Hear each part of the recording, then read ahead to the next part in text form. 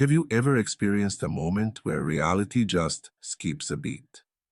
You walk into a room and forget why. You put your keys down and they end up in a different drawer.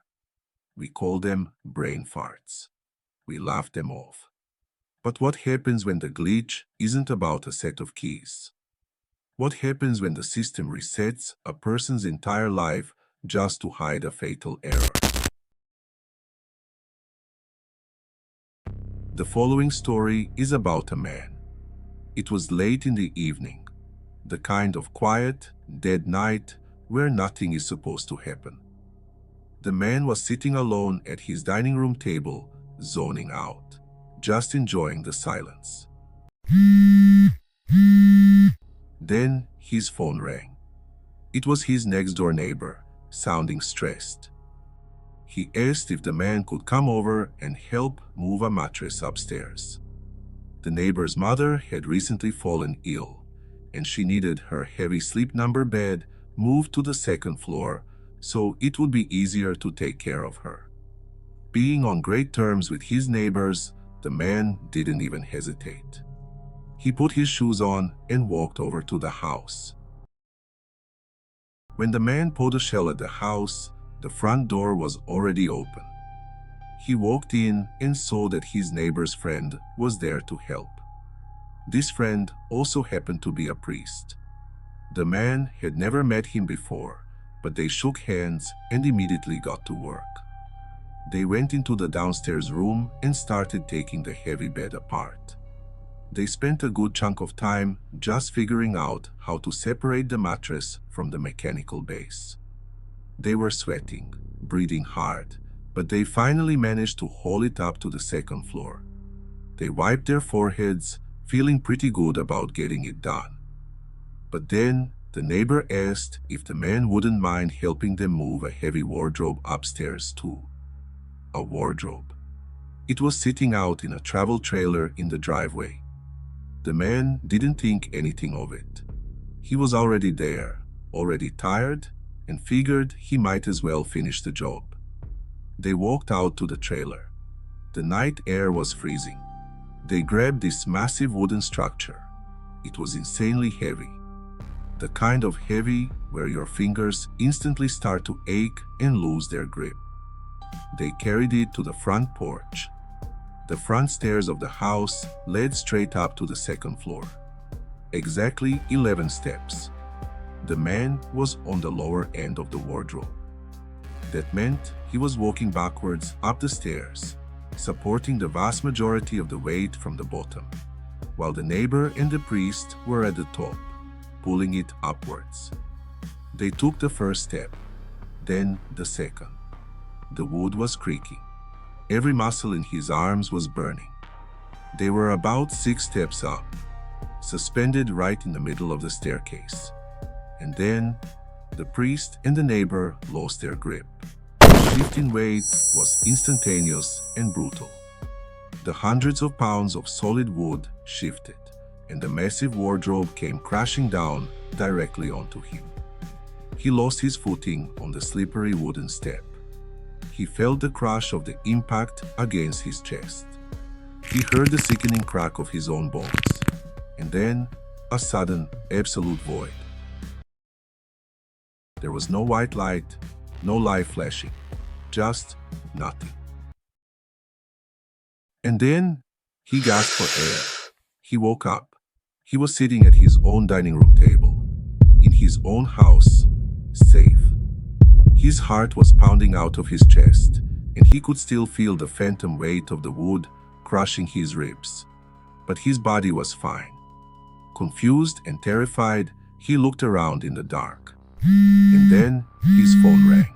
His wife called out from the other room, asking if he was going to answer it. It was the exact same phrase, the exact same moment. He picked up the phone.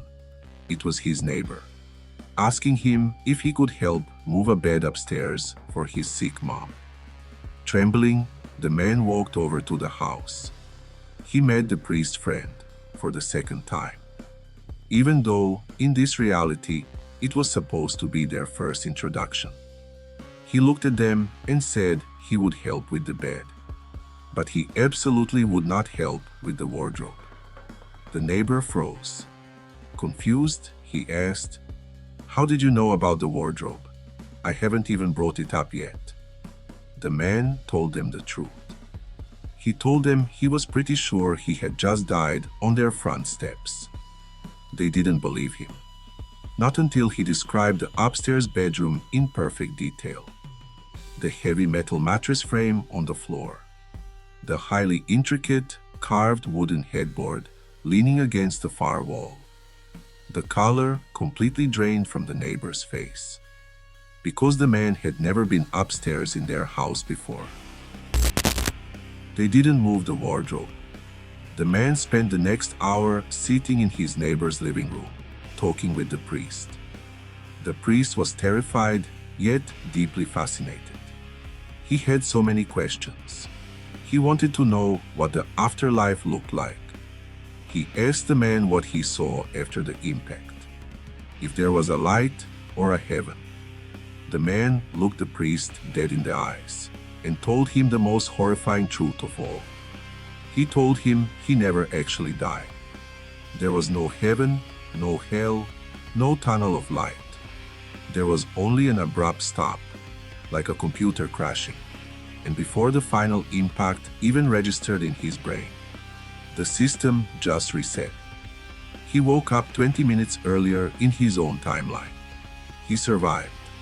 But every time he looks in the mirror now, he wonders, which version of himself is he looking at? And what happened to the man who was left behind on those stairs?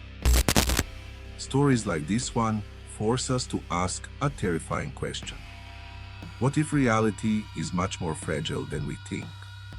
We walk through our daily lives assuming time is a straight, unbreakable line, and death is an absolute destination.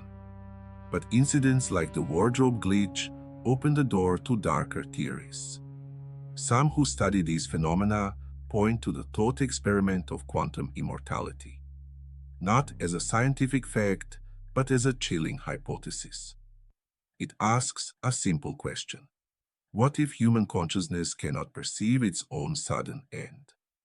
What if, instead of fading to black, the mind simply shifts into a parallel timeline where the fatal error was somehow avoided? Whether it's a glitch in the simulation, a shift in dimensions, or just a coping mechanism of a traumatized brain, it leaves a haunting implication. Is there a universe out there right now where a neighbor and a priest are staring in horror at a crushed body on a wooden staircase? Have you ever experienced a moment that defied all logic? A sudden reset or a split second where reality seemed to break? Tell your story in the comments below.